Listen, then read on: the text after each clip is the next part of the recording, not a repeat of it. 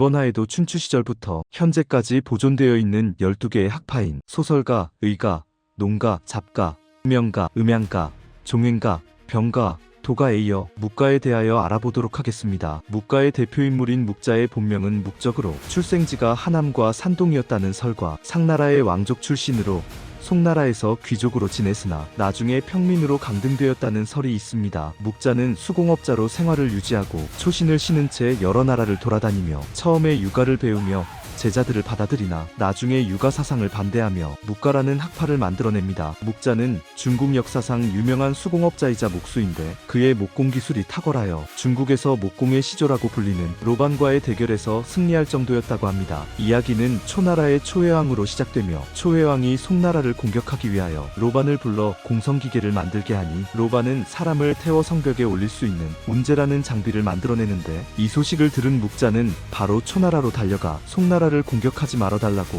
초해왕을 설득하려다 실패하자 자신이 송나라를 도와 초나라의 공격을 막아낼 수 있다고 얘기한 후 자신의 허리띠를 풀어 성벽으로 가장하고 초해왕 앞에서 수성할 방법을 설명하기 시작하는데 로반이 운제로 공격하면 불화살을 쏘고 충차로 성문을 공격하면 성위에서 바위를 던지며 땅을 파서 공격하면 연기를 피우는 방식으로 로반의 9가지 공성 방법을 모두 막아냅니다. 화가 난 로반이 자신에게 아직 좋은 방법이 있으나 알려주지 않겠다고 얘기하자 묵자도 자신이 로반이 어떤 방법을 사용할지 알고 있지만 자신도 알려주지 않겠다며 신경전을 벌이는데 옆에 있던 초해왕이 답답하여 로반이 어떤 방법을 사용할 건지 물어보자 묵자는 로반은 자신이 송나라로 돌아가 수성을 지휘하지 못하게 하려고 자신을 죽이려 할 것이나 자신은 그것까지 예측하고 300명의 제자에게 수성하는 방법을 가르친 후 송나라에 보냈으니 자신을 죽여도 초나라는 공성에 성공하지 못할 거라고 얘기하니 초해왕은 묵자의 용기와 지혜에 감탄하여 송나라를 공격하지 않았다고 하는데 묵자가 자신의 규칙대로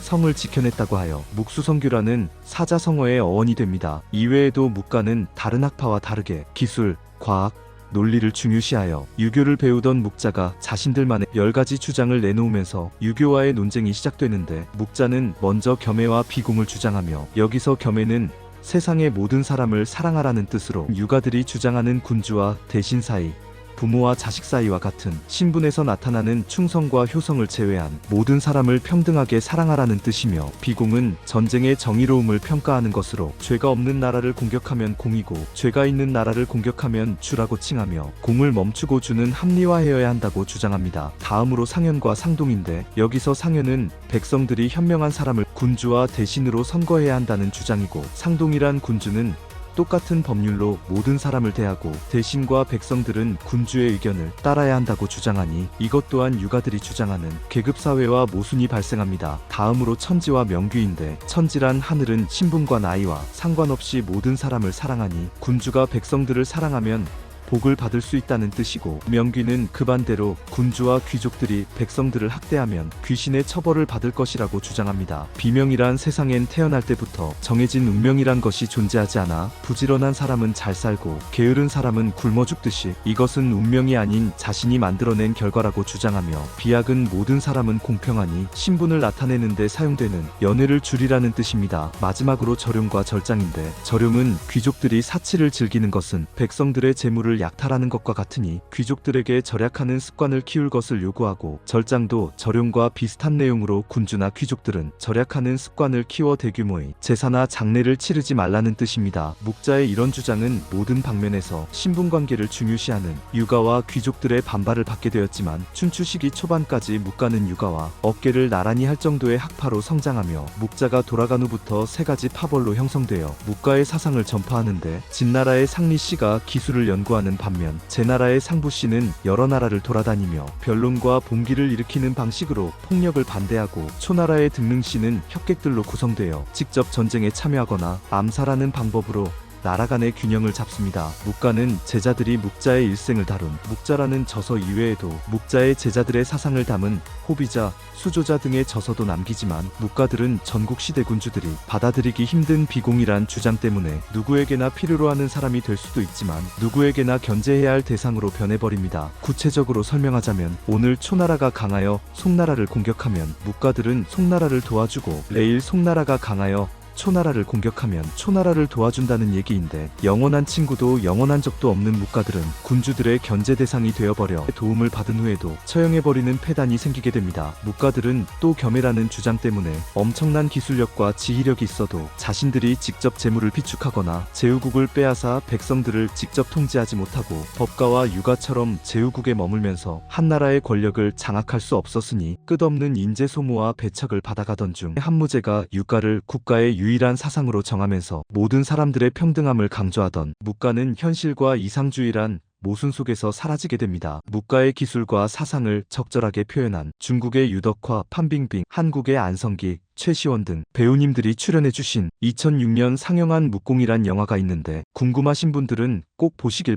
법가의 창시자는 전국시대 법경이란 책을 저술한 위나라 출신 이회라는 사람으로, 이회도 전국시대엔 제나라의 관중, 진나라의 상황, 이사, 한나라의 신불의 한비자, 위나라와 초나라를 오가던 오기, 연나라의 악의 등 수많은 법가들이 생겨나는데, 이들을 전국시대의 개혁가라고 할 수도 있습니다. 법가들은 당시 14가지의 개혁을 주장하는데, 맨 처음으로 법률을 강조하며 모든 신하와 백성들에게 법을 지킬 것을 요구하여 법으로 나라를 다스릴 것을 요구하며, 두 번째로 유가들의 신분제를 반대하며, 법가들은 귀족들이 세습을 통하여 토지와 권력을 독점하는 것은 부당한 일이라 주장하며 능력 있는 대신들에게 관직을 내리고 농민들의 토지를 사유화하여야 한다고 주장합니다. 세 번째로 신의를 강조하고 시대의 변화에 따라 개혁을 강조하며 장려를 통한 농민들의 생산 발전과 세금의 평등으로 인한 경제 발전을 추구합니다. 여기까지 보면 법가의 사상은 현재의 자본주의와 비슷하다고 생각하여 인류 발전에 큰 기여를 하였다고 생각하시겠지만, 이제부터 그 환상은 산산이 부서질 것입니다. 법가는 인간의 본성이 악하다고 판단하여 인간은 이익을 추구하고 손해보는 것을 두려워한다고 주장하며, 백성들은 상과 벌을 통하여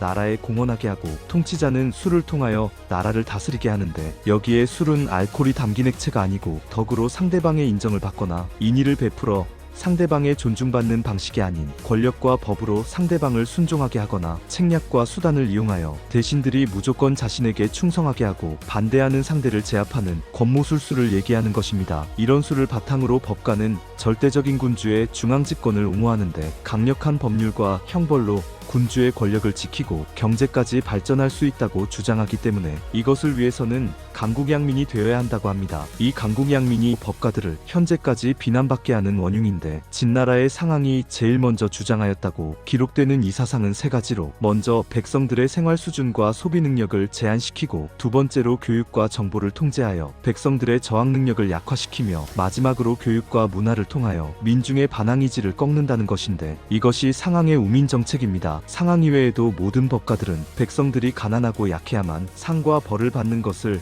당연하게 받아들이게 길들여야 계속하여 백성들을 농경과 전투에 투입시킬 수 있고, 백성들이 적극적으로 농경과 전투에 임해야만 나라가 강해질 수 있다는 뜻인데, 이 때문에 법가는 상과 벌에 대한 제도를 중시하게 됩니다. 제가 위에서 설명했던 큰 중시를 받지 못하였던 가들과 직접적으로 나라의 외교와 전쟁에 영향을 주기도 하였던 묵가병가, 종행가와는 다르게 전국시대의 군주의 중앙집권제란 주장 하나만으로 법가는 반드시 필요했던 사상으로 여러 군주들의 환호를 받으며 140여 개 제후국들의 난전 속에 살아남아야 했던 춘추시대에서 전국 칠흥으로까지 생존해온 국가들은 모두 직접이나 간접적으로 법가들의 주도하에 이루어지니, 법가는 이 시대의 최고의 학파이자 진정한 패도였습니다. 그러나 전국시대 최고의 법가라고 할 수 있는 상황이 진유공을 도와 진나라를 강대국으로 성장시켰지만, 진유공이 돌아간 후 바로 그의 아들 진해문왕에 의해 처형된 것처럼 엄격한 법률로 인해 귀족과 평민들 사이에서 모순과 불만이 자주 발생하고, 특별히 법의 평등을 강조하여 귀족들의 반발로 배척당하는 일이 자주 발생합니다. 진나라가 법가들을 중용하고 진시황도 법가의 사상으로 통일된 전국을 다스리려고 하였지만, 강력한 법률과 형벌은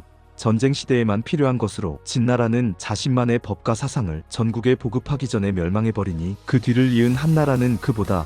온화한 사상으로 교체하여 법가는 빨리 몰락하게 되는데, 여기에 더해 법가들은 엄격한 법률과 처벌을 통한 지배를 강조하여 같은 법가들 사이에도 착오를 범하면 끝까지 배척하고 처벌하는 일이 자주 생기니, 다른 학파들이 멀리하여 홀로 고립된 학파로 변해버려 이들이 추락할 때는 그 누구의 도움을 받지 못하게 됩니다. 그러나 현재와 같이 어떤 나라나 어느 곳에나 자기만의 법이 있는 것처럼 한나라 때부터 법가는 유가에 비해 중용을 받지 못하였지만 그들의 사상은 그대로 남아 법가의 사상은 유가의 사상과 통합되어 사용되니 겉으로는 유가 사상 같지만 실제로 법가 사상으로 통치하는 외윤회법 제도의 시대가 열리게 됩니다. 법가에 대해 더 많은 관심이 있으신 분은 한비자라는 책을 추천드리며 다음화부터 춘추전국 시대에는 군주들의 관심을 받지 못하였지만 현재까지 중국의 최종 학파로 남은 유가에 대해 알아보도록 하며, 여러분들은 사람의 본성이 악하다고 생각하시나요? 아니면 본성이 착하여 법과 형벌 자체가 필요 없다고 생각하시나요? 유가의 창시자는 공자이며 본명은 공구로 조상은 상나라의 개국군주 상탕으로 알려져 있으며 대대로 송나라의 귀족으로 지냈으나 공자의 아버지인 숭냥을이 시시부인과 딸 9명을 낳으며 첩사이에 맹피란 남자아이를 낳으나 맹피는 족질이 있어 자신의 후계자가 될 수 없다고 판단한 숭냥을은 로나라의 엄씨 셋째 딸인 연정제란 여성과 혼인하게 됩니다. 당시 숭냥을의 나이는 66세로 알려져 있으며 연정제는 20세도 되지 않아 주나라의 혼예법에 맞지 않았으니 둘은 니구산에 숨어 지내던 중 기원전 551년 9월 28일 아이를 낳으며 연정제가 니구산에 남자아이를 가지게 하여 달라고 기도하였다 하여 이름을 공구로 자는 중리로 정하며 공구가 나중에 명성을 알리면서 공자라 불리게 됩니다. 기원전 579년 공자가 3살 되던 해 숭냥을이 돌아가자 시시부인이 연정제를 송나라에서 추방해버리는데 연정제는 맹피 공자를 데리고 자신의 고향인 곡부시로 돌아와 가난한 생활을 하던 중 기원전 535년 연정제까지 돌아갑니다. 이후에 공자는 학문을 연구하며 19살이 되던 해에 송나라에 도착하여 선조들의 제사를 지내는데 이후에도 송나라를 편하게 드나들기 위하여 송나라의 귀족인 기관씨와 혼인하며 이듬해인 기원전 532년에 아들 공리를 낳습니다. 공자는 처음에 로나라에서 창고를 관리하는 일을 하다가 기원전 525년부터 제자들을 받아들이는데 이후로부터 명성을 알리기 시작하여 로나라와 제나라를 오가나 그 어떤 곳에도 중용을 받지 못하며 기원전 497년 55세의 나이부터 제자들과 전국을 돌아다니며 자신의 사상을 알리기로 합니다. 공자는 인의 예지 신을 강조하였는데 여기에서 인애는 자비와 사랑으로 사람을 대하라는 뜻으로 묵자의 겸해와 다른 뜻이며 겸해는 모든 사람을 똑같이 사랑하여야 한다는 뜻이나 공자의 인애는 군, 신, 부, 자 사이처럼 계급으로 발생하는 사랑으로 신분 차이를 존중할 것을 주장하며 공자가 주장하는 애와 예는 상위 계급이 하위 계급을 벌하는 것은 정의이고 하위 계급이 상위 계급에 반항하면 불정의로 절대적인 복종을 요구하며 모든 사람은 자신의 신분에 맞게 제사를 지내거나 연회를 베풀어야만 사회 질서를 유지할 수 있다고 주장합니다. 이것은 주나라의 주공단이 저술했던 주예와 비슷한 사상으로 당시 군주와 귀족들이 받아들일 수 있는 사상이었지만 공자가 두 번째로 주장하는 중용의도가 심한 배척을 당하는데 중용이란 모든 사람이 평범할 때만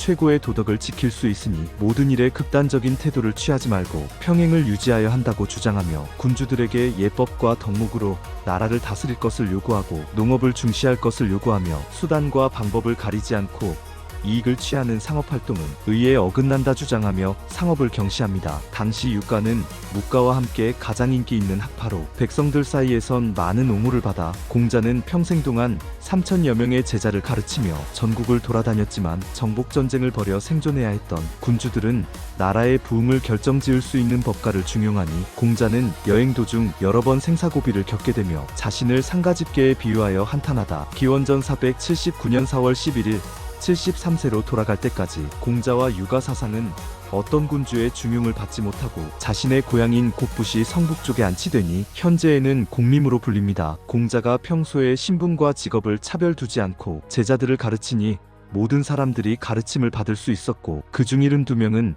당시에도 명성을 전국에 알려 사경, 상서, 예기, 이경,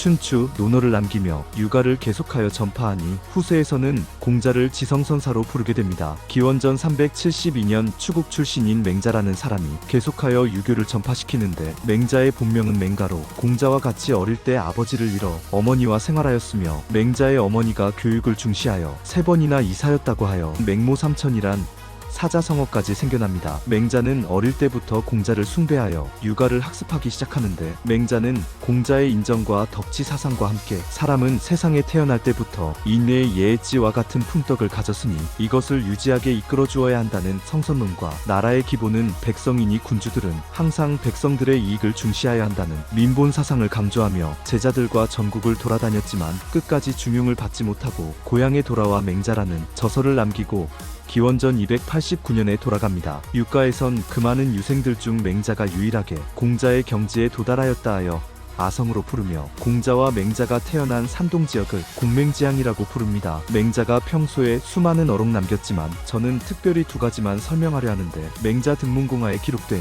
부기불능은 빈천부느니 위무부능골이란 구절이 있는데 뜻인즉 사내대장부는 부귀할 때 절약할 줄 알고 가난하다고 의지를 바꾸지 말아야 하며 위험과 무력 앞에서 태도를 바꾸지 말아야 한다는 말이며, 두 번째로 맹자고자하에 기록된 천장항대 임의사이냐 필성고지심지 로기진골 아기체부 공핍기신 행불날 기소의 소이동시민성 증익기소불능이란 말이 있는데 뜻인즉 하늘이 이 사람에게 큰 사명을 내리려 할 때에는 반드시 먼저 그의 마음과 뜻을 괴롭히고 근육과 뼈를 고달프게 하여 몸을 굶주리게 하고 생활을 궁핍하게 하며 하는 일마다 어렵게 만드니 이것은 그의 마음을 흔들어 깨워 참고 견디게 능력을 강하게 하기 위함이라는 뜻인데, 지금 저의 채널을 보고 계시는 분들 중에서도 혹시라도 힘드신 분이 계시면 하늘이 시련을 내려 시험 중이라고 생각하시고 힘내시길 진심으로 바랍니다. 순자라는 사람이 계속하여 육아를 전파하는데, 순자는 맹자의 성선론을 반대하는 성학론을 주장하는데, 성학론이란 사람의 본성은 악한 것이니 교육과 물질적인 요구를 만족시키며 예법과 법률로 다스려야 사회 질서를 유지할 수 있다고 주장합니다. 여기에 더해 순자는 공자가 주장하는 천명을 반대하는데, 공자의 천명은 객관적인 것으로 자신의 학습과 도덕적 수양에 따라 느끼고 순응할 수밖에 없다는 지천명을 주장하지만, 순자는 하늘은 자연적인 거라 사람의 덕목과 상관없이 변화하는 것이니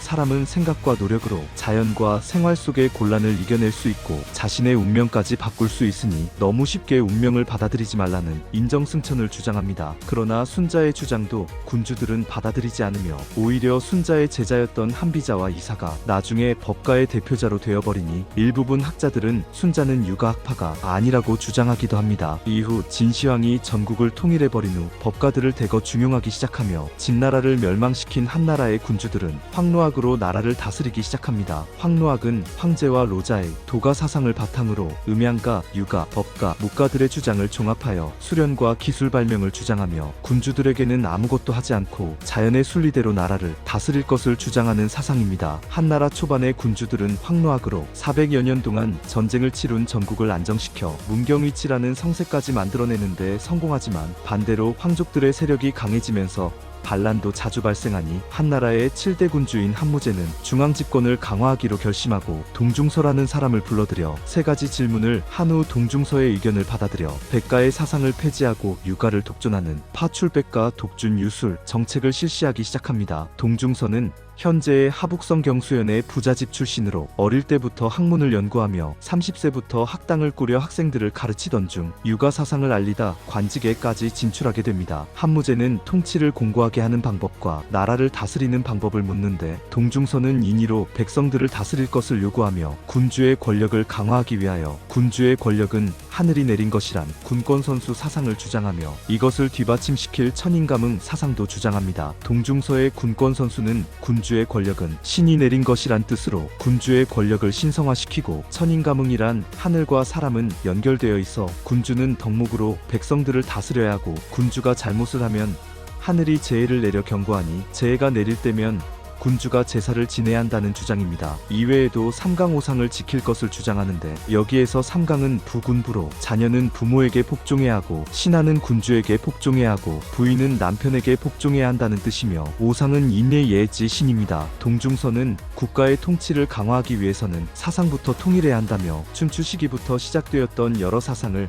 모두 폐지해버리고 육아를 국가의 유일한 사상으로 통합하여야 한다고 주장하니 한무제가 이 의견을 받아들이며 육아는 한무제 이후 많은 군주들이 인용하여 2100년 동안 중국의 주요 사상으로 자리하게 됩니다. 이후에도 남송의 주희, 명나라의 왕양명, 청나라의 대진, 청나라 말기에 강유희 등이 육아를 대표하는 인물로 이름을 알리며 현재까지도 육아 사상은 많은 나라에서 인용되고 있습니다. 그러나 현재엔 육아 문화를 비판하는 사람들도 생겨나는데, 이들은 육아들이 주장하는 계급 사이에서 발생하는 상하 관계를 중시하여 가족과 사회에서의 연장자나 상급자의 권위를 강조하며 개인의 자유를 억압하고 권위주의적인 문화를 정당화하는 데 사용되어 권력 정당화에 사용되고 있다고 주장합니다. 여기에 더해 남존여비 사상으로 여성을 압박하고 개인보다 국가와 단체 같은 이익을 중시하여 개인적인 희생을 강요당할 때도 있어 대부분 사람들이 보수적인 성향을 가지게 되어버려 새로운 문화를 받아들이기 힘들어하며 사회 발전을 저해하고 있다는 의견들도 존재합니다. 끝으로 육아와 유교는 비슷한 학문을 주장하나, 육아는 공자로 시작하여